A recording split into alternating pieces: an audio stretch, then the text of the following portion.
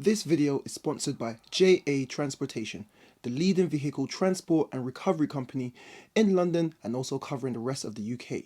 You can get your car transported anywhere in the country within a few days. Hello guys, welcome back to my channel. Welcome back to another episode from Salvage Nations. In this episode, we're back on the Ratmobile, the AMG E220 convertible that I bought from COPART, only to find out once it got delivered that it was ravaged by rats. Before we move on for the plan for today, we did some research and I found out something pretty shocking. Like, it's very shocking about where this car has come from and the journey that it's been on, and I want to share that with you guys so that you guys don't make the same mistake that I made. This car was bought from COPART in Bristol. On the auction and all the listings, it literally just said the car was vandalized, so I was expecting kind of like scratches, maybe a broken glass or two. So I bought the car, spent quite a lot of money on the car. When the car got delivered, then we found out that the entire boot, the inside of the car, the wires, the seats, and a lot of other bits in the car were actually ravaged by rats. We found out that the car was purchased from Mercedes in Bristol, so we called them up to inquire about kind of like any warranty or if there's any help that they can offer us in terms of trying to diagnose everything that was wrong with this car, only to find out that they are aware of this car and they've seen this car already. They've actually seen this car back in January of 2021. And I've got an email. I'll put the email somewhere, either this side or that side, I'm not sure, but I'll put the email up so you can see it. And basically they've just told me that COPART brought the car to them in January 2021. They've paid for a diagnostic and they've even supplied me with the invoice. So I've got the invoice to show that COPART paid for this car to be checked over. Mercedes requested that it's going to need extensive wiring work and some other bits and bobs. They've quoted COPART and COPART decided not to pay. That's when they decided to write the car off and so on and so forth. Fine, that's all fine with me. The issue here is COPART knew that information, but they didn't put it in the auction. They didn't take any of the pictures of the rat damage. They just literally listed it as vandalism. Now, this is not a bash on COPART. COPART is a big business and they need to look after themselves. I'm letting you guys know so that you don't make the same mistake that I made.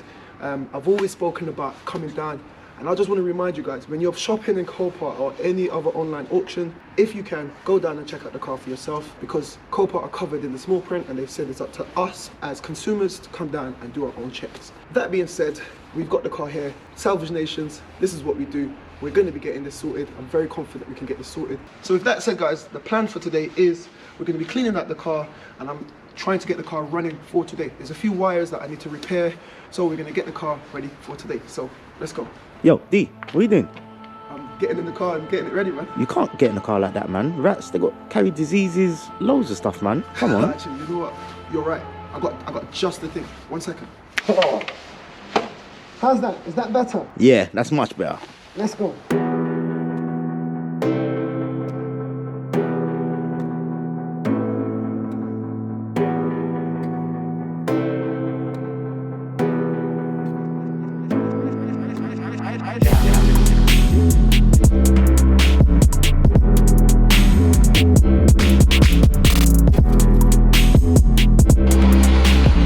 Guys, what I've got a full protective overalls, I got a chemical grade mask, and I went out and I bought some multi-surface disinfectant, and it's particularly for rodents and it kills all viruses including coronavirus, HIV, hepatitis C.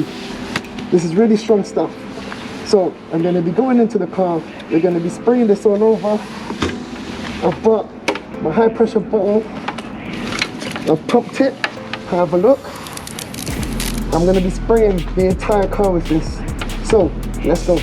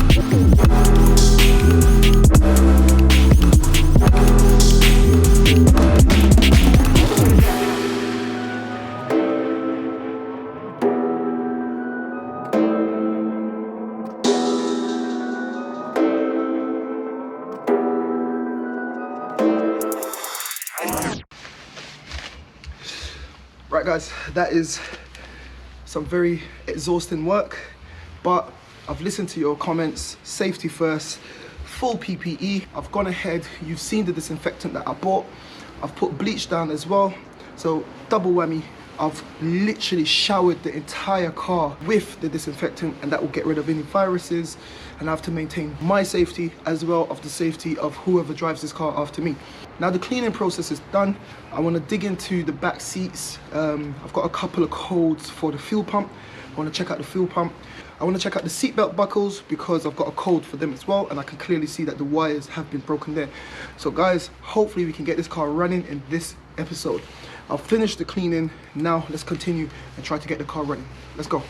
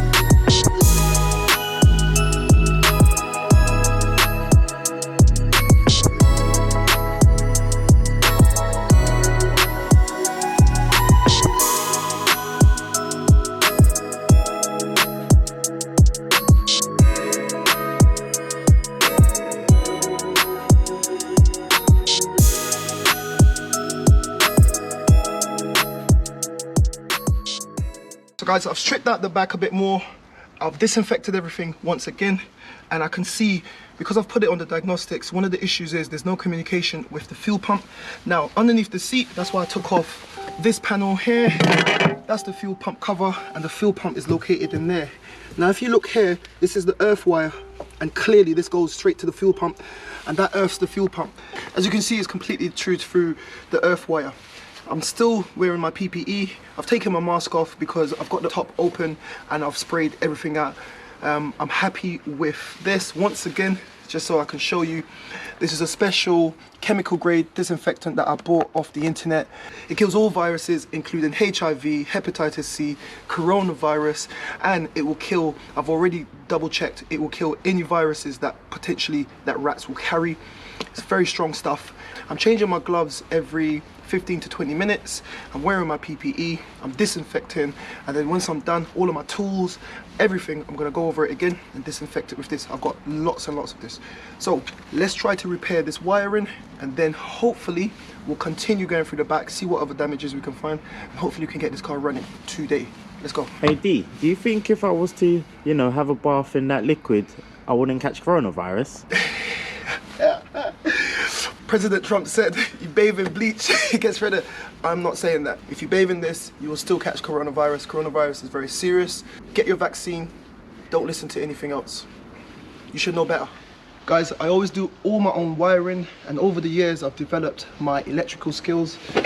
This is my electrical toolkit. I bought this toolkit completely empty, but over the years I've built up all the tools necessary to conduct my wiring. Got my wire strippers, I've got my heat shrink, I've got my tester, so I'll be testing all the wiring that I do today, and I've got my automotive soldering iron, and most importantly, I've got the solder with the flux core. If you're ever doing soldering, I always say this in all my videos, make sure you order the solder with the flux core. So what I'll do is I'll connect this up to the battery, get this nice and hot, I'll go back in the back, strip out those wires, get everything ready for soldering, and by the time I'm done with that, I should be able to solder up everything in the back, and hopefully we'll get this car running. I know there's a lot more wiring that I need to take care of first, so we're going to take care of all the wiring, and then we're going to try to get the car running. If you don't know, let me remind you, at the moment when you try to start the car, this is what happens. Stay here.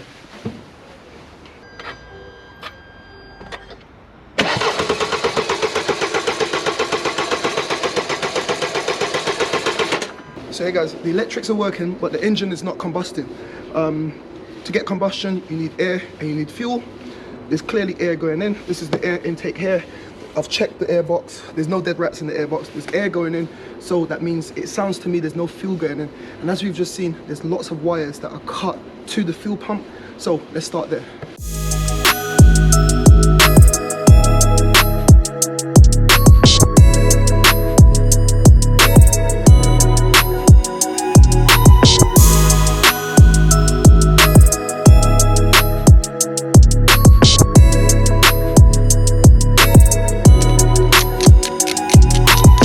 Guys, take a look at that.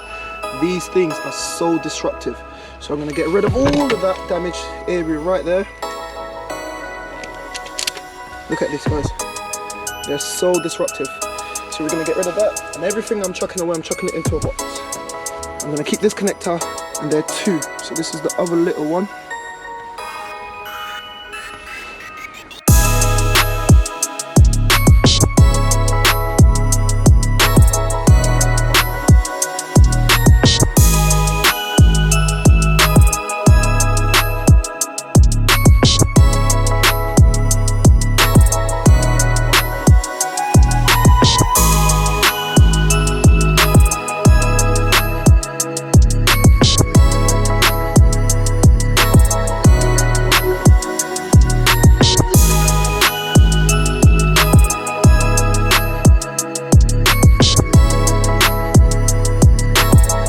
Guys, can you see that brown liquid? I don't know if you can pick that up in the camera. That's the flux that's inside of the core, and it cleans the wires and it makes sure that the solder has a good and perfect connection. This joint will never break.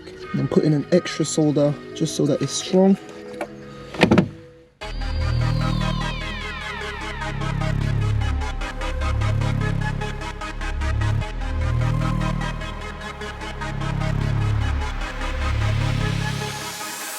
Right guys, so I've just finished the repair work on a whole bunch of wires. You saw me using the heat shrink, so let's reinstall that wire. This is my wire for my seatbelt buckle. I just need to replace that one as well, because you can see the rats have chewed through the seatbelt buckle. So we're going to be repairing this wire as well, and then we'll be able to start to reassemble everything in the back. Like I said, I want to check if we can get this car running, if we can get everything else up and working. So let's continue with that.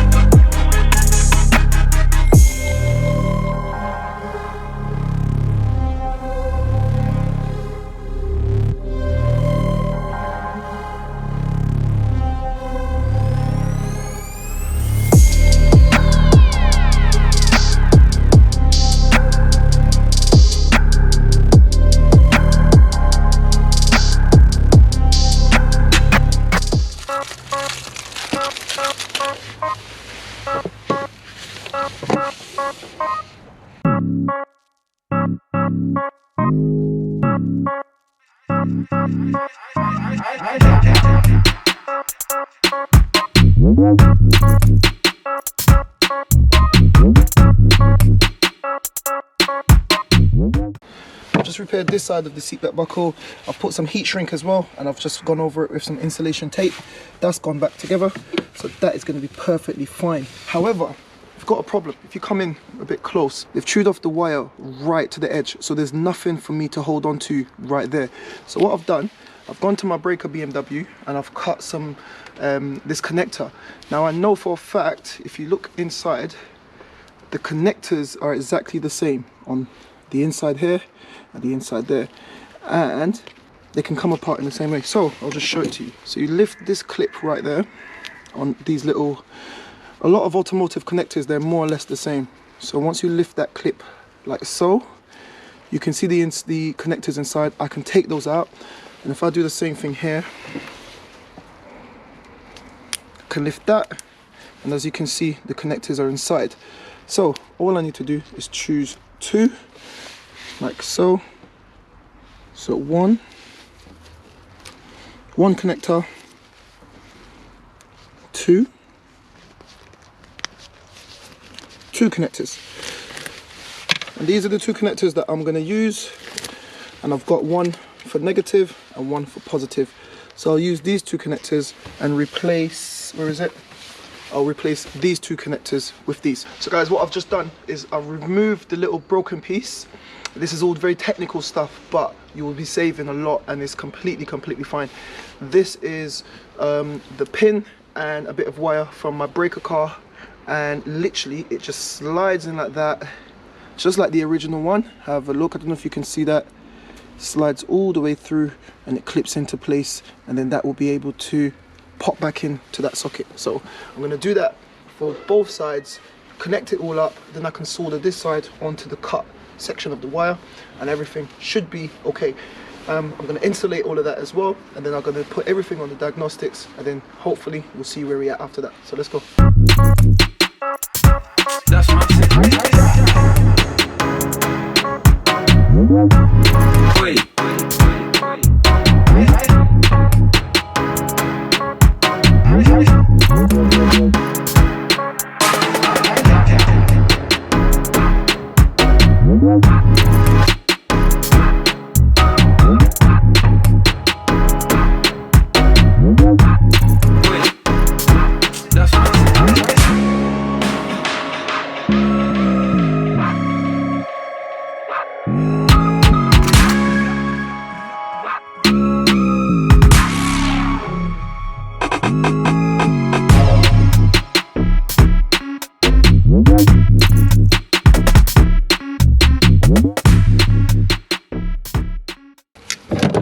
And there you have it, guys. Two wires completely replaced. If you look inside, you can see the two pins have been completely replaced inside as well. So this is now ready to go plug in there, but I'm going to add some more heat shrink, insulate everything, and then that is going to be good as new. So I'll show you what it looks like after. Right guys, so there you have it. I've repaired the ground wires on this side. I've repaired the fuel pump wires that's gone into the fuel pump there. I've repaired the seatbelt buckle wires on that side. I've completely stripped out the connector, repaired the connector. I've repaired the wires that's gone into the harness on the left side. I've repaired the right side seatbelt connector. That is now completely wired back into the car. I've gone through these wires here. Clearly, I don't know why, but there was something around this area here that the rats were really attracted to, so they did a lot of damage down here. I went through this bunch of wires and I had to go through one by one. There were about 10 different wires in there that were completely chewed to bits. I've soldered them back up, insulated them, and they're good to go. Guys, I'm still in my PPE. Still got a lot of work to do, but still want to show you a few more bits. Now that all of that is done, I need to basically reassemble everything in the boot. But before I do that, now that everything's exposed, I'm going to stick the car on the diagnostics. I want to see if I'm still getting the issue with the fuel pump. I want to see if I'm still getting the issue with the seatbelt pretensioners. So let's get the diagnostic machine, stick it on, and we'll see what we're working with. Hopefully my repairs have worked. Let's check it out.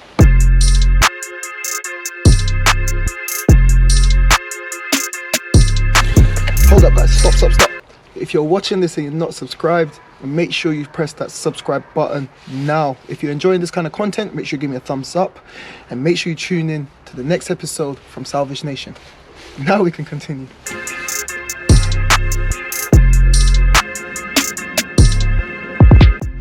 So guys, I've just completed my first complete diagnostic check of the entire car.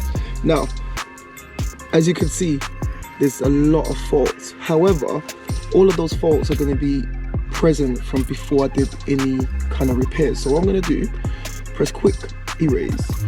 Once I erase all the faults, then if they're still present, they will return, and then I'll know exactly the ones I need to pinpoint, and we can go from there.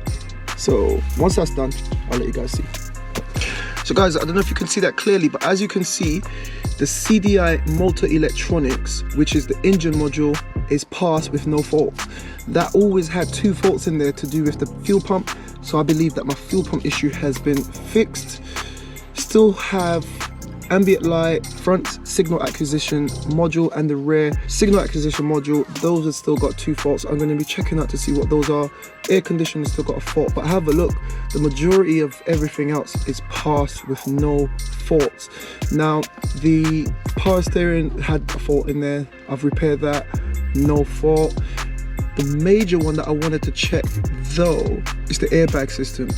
And because the seatbelt pretensioners are part of the airbag system, so the SRS systems, supplemental restraint systems, which is SRS, which is the airbag system, that also had a problem for the rear seatbelt buckle, and look, passed with no faults. So that tells me that my work that I've done in the back has been a complete success. So guys, that tells me that the work that I did in the back has been a complete success. Remember, Mercedes of Bristol charged COPART £18,000 to repair this car. COPART said no and wrote the car off. Now, make what you want of that. Salvage Nation, we always get the job done. Let's now see what these faults are. Guys, I don't know if you can see that. So it says communication with the electronic clock is faulty. The message is lost. That means that the control module is not getting the message back from the clock, which is there.